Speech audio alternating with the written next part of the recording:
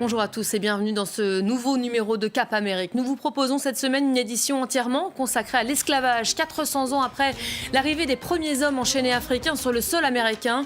Que reste-t-il de ce pan de l'histoire, de la fracture aussi de cette société américaine difficilement réconciliable, alors que la notion d'esclave, un temps oublié, a refait surface ces dernières années? Bienvenue dans cette émission spéciale. Il est selon la définition du Larousse la condition d'un individu privé de sa liberté, le fait aussi d'être contraint d'exercer les fonctions les plus pénibles sans autre contrepartie que le logement et la nourriture. L'esclavage a longtemps été dans les consciences un terme renvoyant au passé.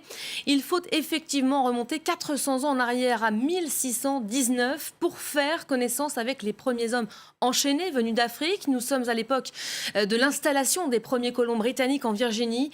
Le commerce triangulaire est déjà pratiqué par les Portugais, les Espagnols, les Français et les Néerlandais. Mais l'arrivée de ces captifs outre-Atlantique va marquer, vous allez le voir, le début d'un phénomène qui va très vite s'installer. Adèle Gastel et Florence Gaillard. En 1619, le navire corsaire White Lion accoste sur les rives de Virginie avec à son bord une vingtaine de captifs. Des hommes et des femmes achetés en Angola par des Portugais, puis interceptés en mer par des pirates anglais. À leur arrivée, ils sont échangés contre du bétail. Au début, le phénomène est marginal.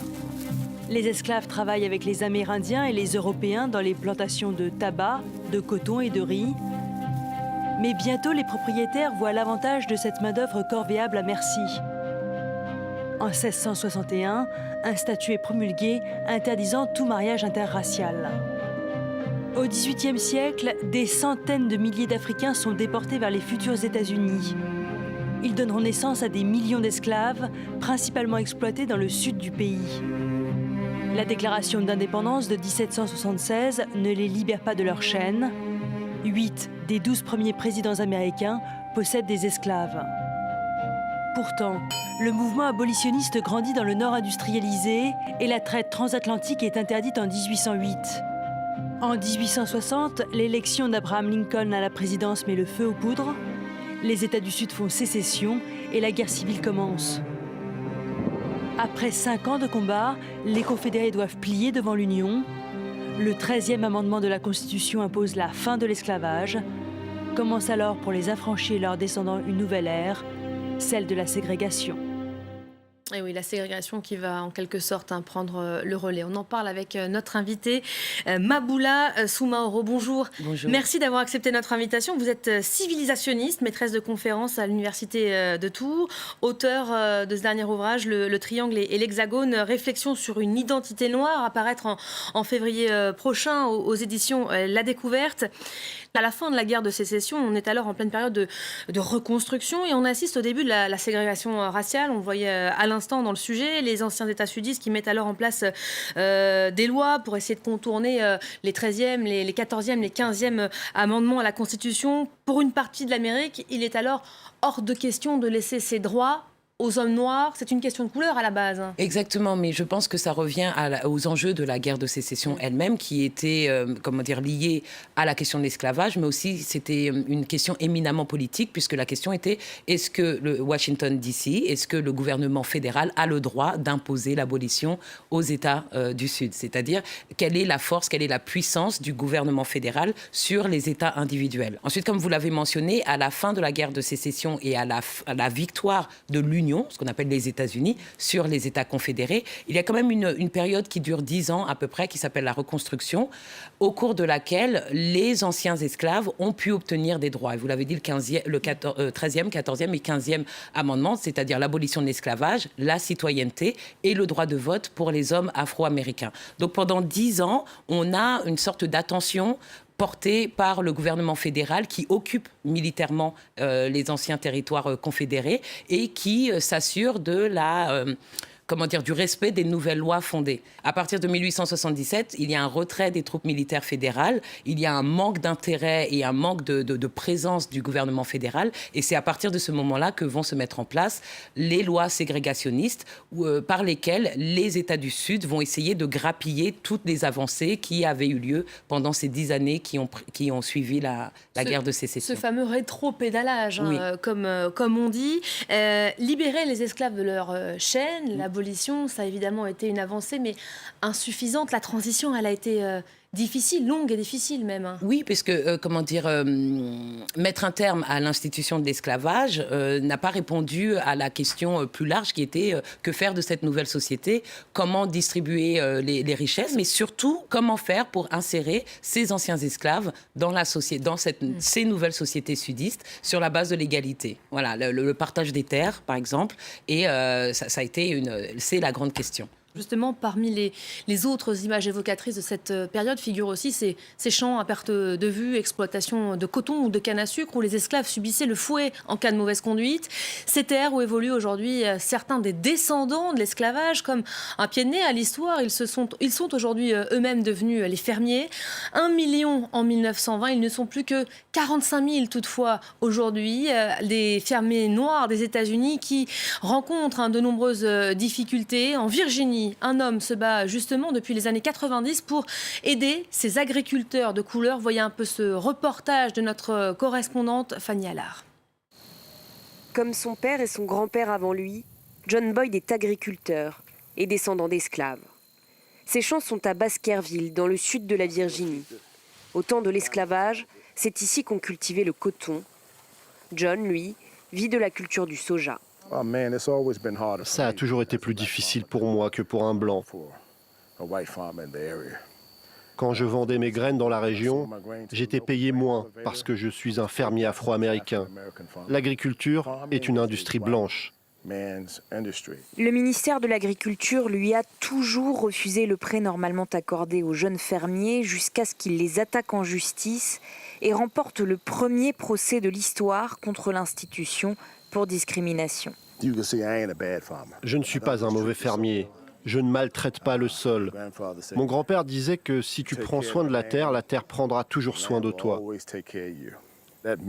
Ce mythe selon lequel les fermiers noirs seraient des mauvais fermiers n'est rien d'autre qu'un mythe. On n'a jamais été traité de mauvais fermiers quand on était des esclaves. On n'a jamais été traité de mauvais fermiers quand on était des métayers. On a été traité de mauvais fermiers quand on est devenu libre. Après l'abolition de l'esclavage en 1865, les Noirs se sont retrouvés sans ressources. Beaucoup sont donc restés dans les fermes de leurs anciens maîtres en devenant des métayers. Autrement dit, ils cultivaient la terre en échange du partage des récoltes. Aujourd'hui, à peine plus d'1% des fermiers américains sont noirs. C'est pour les défendre que John a monté une association et porté le combat jusqu'à Washington.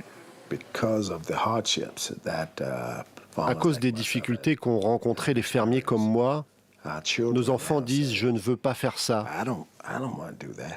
Regarde comme on a traité mon père. Nous sommes supposés être des fermiers libres et indépendants. Mais nous n'avons jamais dépassé ce qui s'est passé ici, aux États-Unis. 400 ans après le début de l'esclavage, l'esprit du vieux Sud-américain semble ne pas avoir complètement disparu. Mamoulou Soumaoro, on vient de voir ce sujet. Ils sont toujours bien ancrés, ces vieux réflexes ségrégationnistes.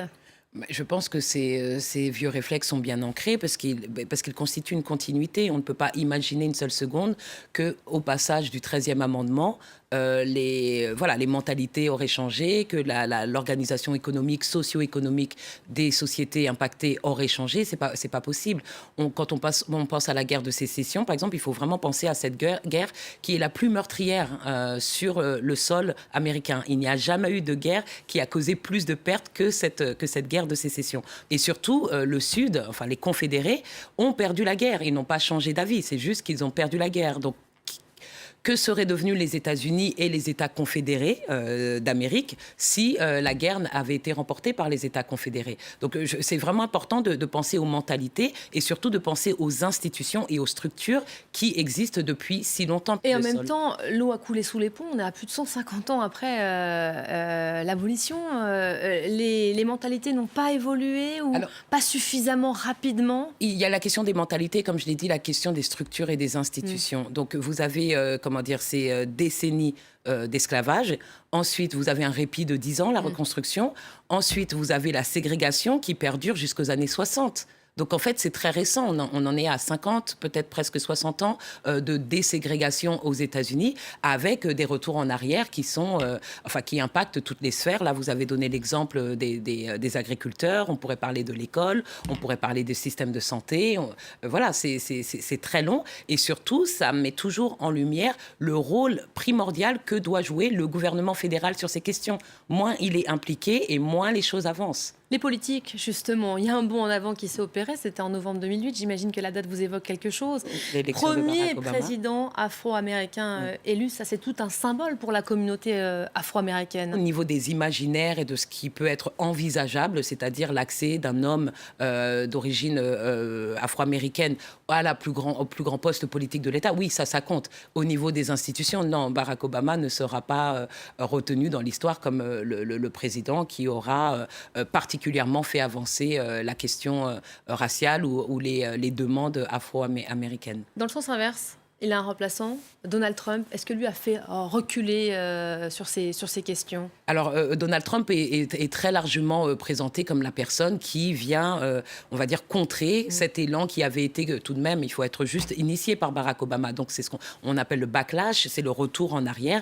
Il faut revenir... voilà. J'ai l'impression que Donald Trump pourrait être vu comme le système ségrégationniste après la période de la reconstruction. C'est-à-dire qu'après l'esclavage... Ça fait loin en arrière, tout ça. Voilà, vous avez 10 ans où vous avez obtenu des lois, où vous avez obtenu de nouveaux droits, où il y a même eu des élus afro-américains. Et avec la ségrégation, on revient en arrière. Il n'y aura plus d'élus. On va, limiter le droit de vote. Enfin, voilà. Donc, j'ai l'impression qu'avec Donald Trump, on est un peu dans cet état d'esprit, comme s'il disait la fête est finie. Et c'est des choses qui avaient commencé dès les premières années du mandat de Barack Obama. Avec le Tea Party, par exemple, c'était vraiment des mouvances politiques qui essayaient de retirer toute légitimité à ce premier président afro-américain. Merci beaucoup Maboula Soumaoro d'avoir été notre invité tout au long de cette édition spéciale. Je rappelle votre ouvrage à paraître en février prochain, Le Triangle et l'Hexagone, réflexion sur une identité noire aux éditions La Découverte. Quant à vous, je vous dis à la semaine prochaine. Rendez-vous pour un nouveau numéro de Cap Amérique.